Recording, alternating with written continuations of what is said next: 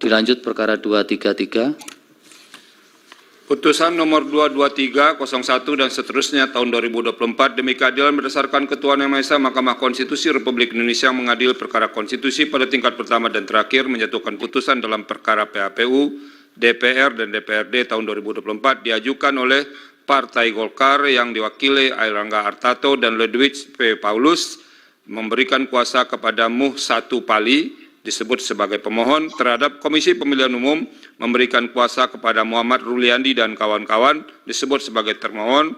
Partai Persatuan Pembangunan diwakili oleh Muhammad Mardiono dan Arnawi Tomafi, PLT Ketua Umum dan Sekretaris Jenderal disebut sebagai pihak terkait. Membaca dan seterusnya, duduk perkara dianggap telah diucapkan, pertimbangan hukum 3.1 sampai dengan 3.7 dianggap telah diucapkan, menimbang bahwa terhadap permohonan pemohon pihak terkait mengajukan eksepsi yang pada pokoknya menyatakan permohonan pemohon adalah cacat formil dan seterusnya dianggap telah diucapkan. Menimbang bahwa sebelum mempertimbangkan lebih jauh berkenaan dengan pokok permohonan, Mahkamah terlebih dahulu akan mempertimbangkan perihal petitum permohonan pemohon, dalam hal ini petitum permohonan angka 3 dan angka 4. Petitum angka 3 dianggap telah diucapkan, petitum angka 4 dan tabel yang menyertainya dianggap telah diucapkan.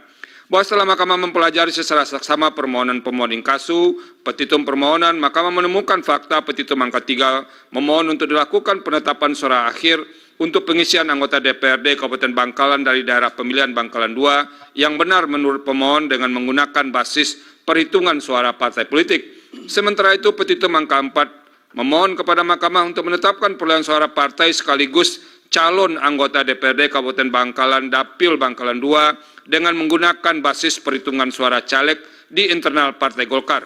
Petitum yang demikian adalah dua petitum yang tidak lazim, karena di salah satu sisi Mahkamah diminta untuk menetapkan suara partai politik, sementara di sisi lain diminta pula untuk menetapkan suara perorangan di internal Partai Golkar di 24 TPS.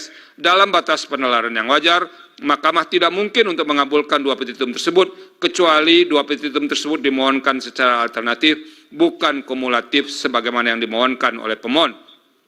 Bahwa berdasarkan pertimbangan hukum di atas, setelah memperhatikan secara saksama petitum angka 3 dan angka 4 permohonan pemohon dapat nilai sebagai petitum yang disusun secara kumulatif karena menggabungkan kepentingan partai politik dengan kepentingan perseorangan dalam internal partai politik. Dengan demikian, konsekuensi yuridisnya adalah apabila petitum yang satu dikabulkan akan bertentangan dengan petitum yang lain. Dengan rumusan petitum demikian telah menjadikan permohonan tidak jelas atau kabur. 3.10 dianggap telah diucapkan, konklusi dianggap telah diucapkan.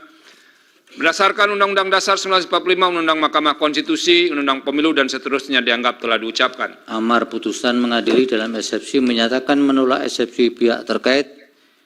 Dalam pokok permohonan menyatakan permohonan pemohon tidak dapat diterima. Demikian diputus dalam rapat musyawaratan hakim oleh 9 hakim konstitusi, yaitu nama-nama hakim dianggap diucapkan pada hari Rabu tanggal 15 bulan Mei tahun 2024.